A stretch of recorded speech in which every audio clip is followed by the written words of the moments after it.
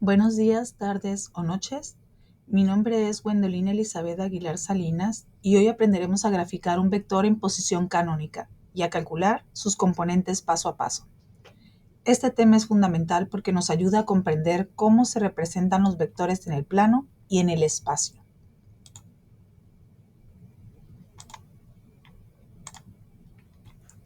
Un vector en posición canónica se representa colocando su origen en el punto 0,0 o en la coordenada 0,0,0 en el espacio tridimensional.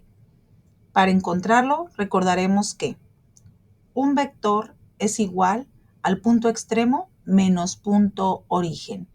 Esto significa que los componentes del vector se obtienen restando las coordenadas del origen a las coordenadas del extremo. En este ejemplo, vamos a graficar un vector a partir de sus puntos de origen y extremo.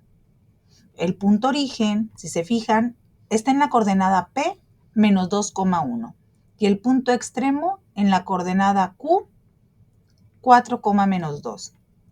Para calcular el vector en posición canónica, pues tenemos que decir que el vector es igual a punto extremo menos punto origen, o sea, punto Q menos punto P. Sustituyendo estos valores,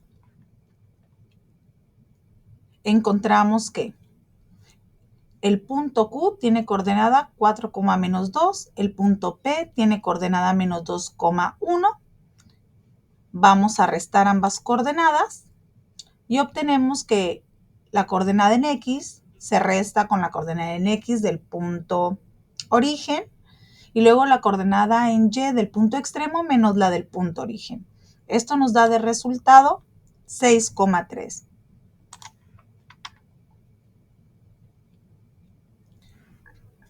Eso significa que el vector tiene componentes 6,3. Si lo graficamos, podemos observar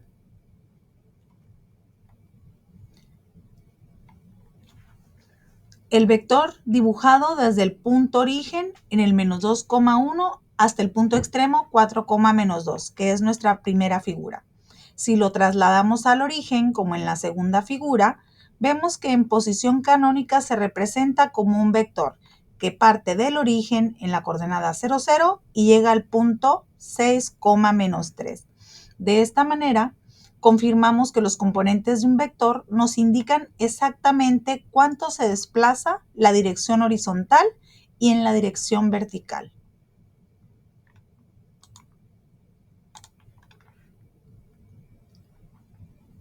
En este segundo ejemplo, el vector se define a partir de un punto origen y un punto extremo. Nuestro punto origen está en la coordenada 1, menos 5 y nuestro punto extremo Q está en la coordenada 4, menos 2. Si aplicamos la misma fórmula que en el ejemplo anterior, donde el vector es igual a punto extremo menos punto origen,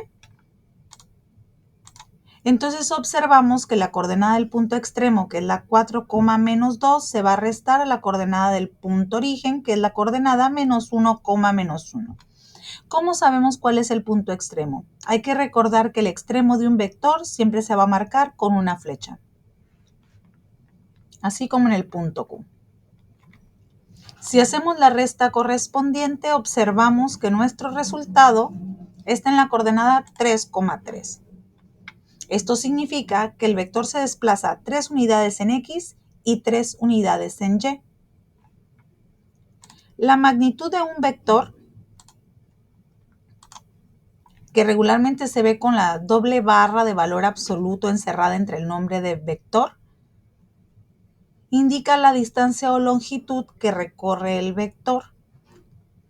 Este se calcula con el teorema de Pitágoras.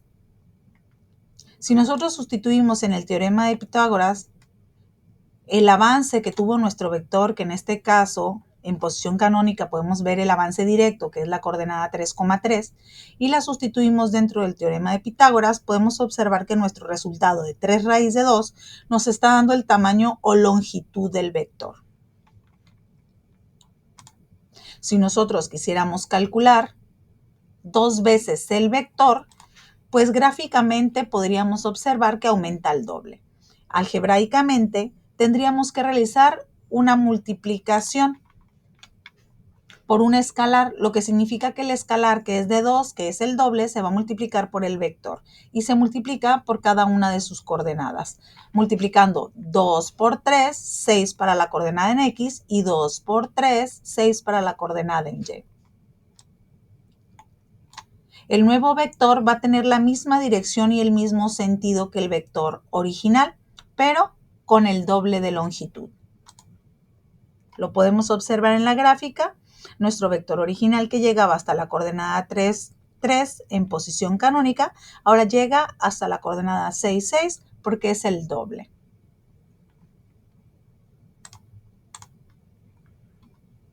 En este tercer ejemplo, trata sobre cómo encontrar el punto terminal de un vector cuando conocemos el punto inicial y los componentes del vector.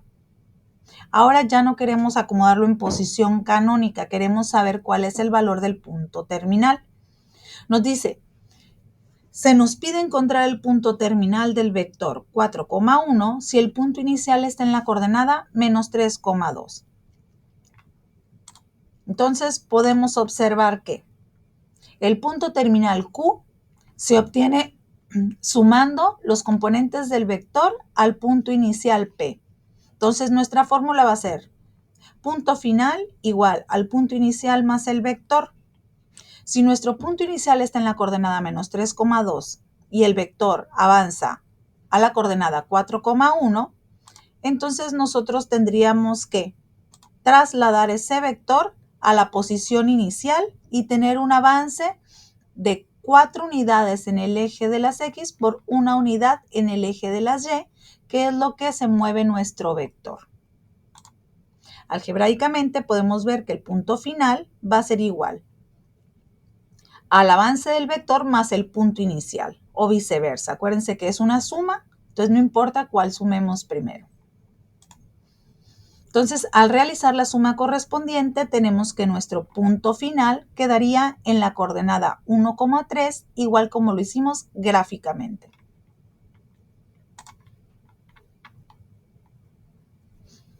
El punto terminal de un vector se encuentra sumando sus componentes a las coordenadas del punto inicial.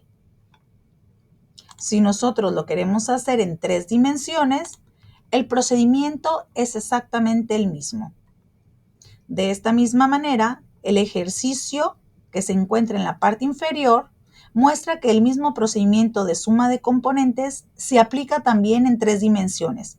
Esto nos permite localizar el extremo de un vector que se encuentre en el espacio.